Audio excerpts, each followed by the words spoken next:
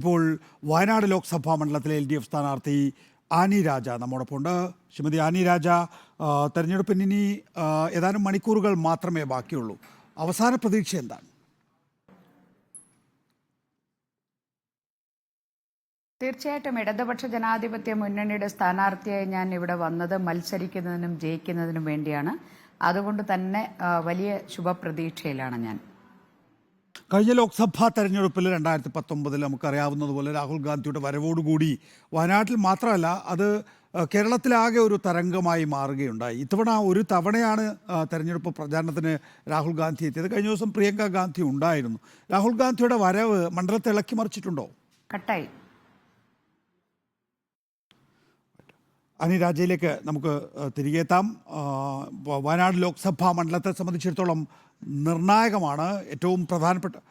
Shrimati Annie രാജ, കേൾക്കാമോ? ഇടയിലൊന്ന് ഇപ്പൊ കേൾക്കാൻ.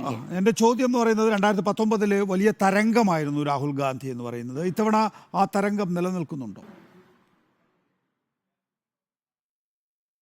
അല്ല, ഈ വയനാട് മണ്ഡലത്തിൽ അത്തരമൊരു തരംഗം ഒന്നും തന്നെ ഞാൻ കണ്ടില്ല. അത് കോൺഗ്രസിൻ്റെയും UDFിൻ്റെയും പ്രവർത്തകരുടെ ഇടയിൽ പോലും ഒരു ആവേശവും ഇവിടെ കാണാൻ സാധിച്ചിട്ടില്ല എന്നുള്ളതാണ്. ഇത് ഞാൻ എന്തെങ്കിലും അവരെൻ്റെ എതിരാളി, രാഷ്ട്രീയമായ എതിരാളി, മത്സരത്തിൽ എതിരാളി എന്നുള്ളത് കൊണ്ടല്ല. ഇവിടെ പൊതുവെ രാഹുൽ ഗാന്ധി മത്സരിക്കുമ്പോൾ കഴിഞ്ഞ തവണ ഞാനും ഇവിടെ പ്രചാരണത്തിന് വന്ന ഒരാളായതുകൊണ്ട് ഞാനത് കണ്ടിട്ടുണ്ട്. UDFിൻ്റെയും ജനങ്ങളുടെയും ഒക്കെ തന്നെ ഒരു ആവേശം. എന്നാൽ ഇന്ന് അത്തരത്തിലുള്ള ഒരു ആവേശവും ഇവിടുത്തെ വോട്ടർമാരുടെ ഇടയിലോ അതുപോലെ UDFിൻ്റെ പ്രവർത്തകരുടെ ഇടയിലോ ഇല്ല. രാഹുൽ ഗാന്ധി വന്നപ്പോൾ കോൺഗ്രസിൻ്റെ കൊടി ഉയർത്താൻ സാധിച്ചില്ല, മുസ്ലിം ലീഗിൻ്റെ കൊടി ഉയർത്താൻ സാധിച്ചില്ല. ഇതൊക്കെ തെരഞ്ഞെടുപ്പ് വിഷയമാക്കി ഉയർത്തിയിരുന്നു.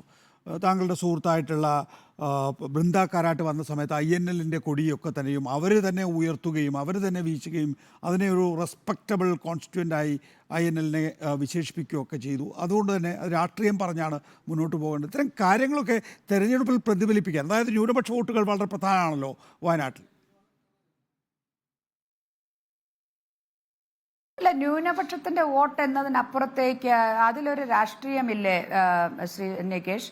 അതായത് ഈ രാജ്യത്തെ ഒരു പാർട്ടി, ഏത് പാർട്ടി ആവട്ടെ, ആ പാർട്ടിക്ക് സംഘപരിവാറിനെ ഭയന്ന് അവരുടെ കൊടി പോലും പിടിക്കാൻ സാധിക്കുന്നില്ല എന്ന് പറഞ്ഞാൽ ആ രാഷ്ട്രീയത്തെ എല്ലാവരും ചെറുത്തു തോൽപ്പിക്കേണ്ടതാണ്.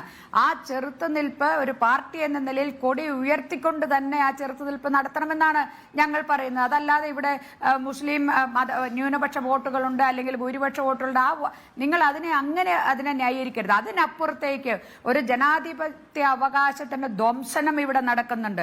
ആ ധ്വംസനത്തിന് സംഘപരിവാറിന്റെ ആക്രമണത്തെ ഭയന്ന് അത്തരത്തിൽ ആരെങ്കിലും അങ്ങനെ കൊടി പിടിക്കാതെ പോകുന്നുണ്ടെങ്കിൽ അതിനെതിരായി ഫൈറ്റ് ചെയ്ത് നിൽക്കണ്ടേ? ആ ഫൈറ്റ് ചെയ്തില്ല എന്നുള്ളതാണ്.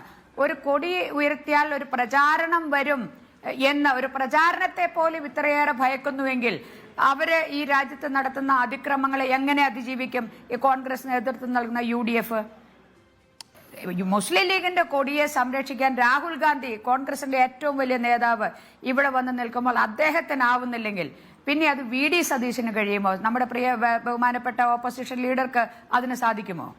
അത് ആ രാഷ്ട്രീയമാണ് ഞങ്ങൾ പറയുന്നത്.